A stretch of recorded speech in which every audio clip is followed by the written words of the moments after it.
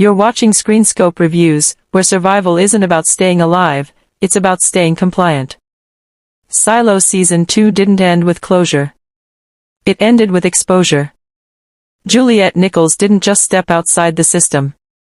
She proved the system could be survived. And that single act may be more dangerous than any rebellion ever could be. Because Bernard didn't fall when the truth cracked open. He evolved. And that's what makes him terrifying. The most powerful systems don't rely on violence. They rely on people believing violence is unnecessary. Obedience feels safer than resistance. Silence feels smarter than questions. As Season 3 approaches, one word keeps surfacing in the deeper theories around the silo's true purpose. Not safety. Not survival. Continuity. Continuity isn't about saving humanity.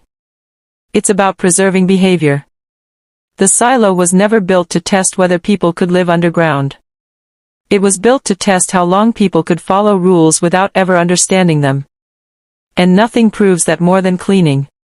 For generations, cleaning was framed as a choice. A final act of truth. A chance to show everyone what the world really looks like. But Season 3 is setting up a far darker reveal. Cleaning was never symbolic. It was engineered.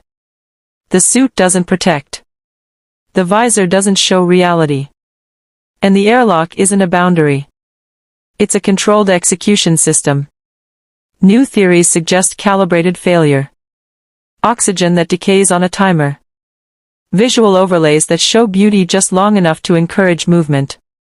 Not to save the cleaner, but to make sure they walk far enough away so no one ever sees them die. Because fear keeps people obedient. But proof ends regimes. One survivor returning would destroy centuries of control instantly. So the silo doesn't just kill rebels. It deletes witnesses. Death becomes tradition. Tradition becomes law. And suddenly every crowd gathered at the screen wasn't watching sacrifice. They were participating in enforcement. Season 3 expands the scale even further.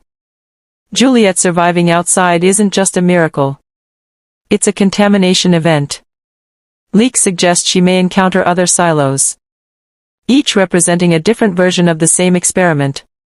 Some collapsed. Some became militarized. Some rewrote the rules entirely.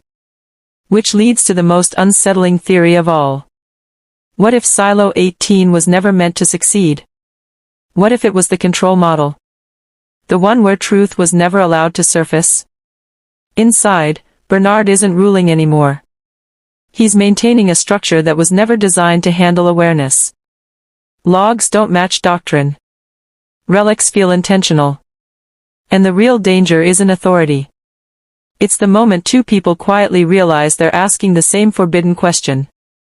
Season 3 doesn't build toward revolution with weapons. It builds it with memory.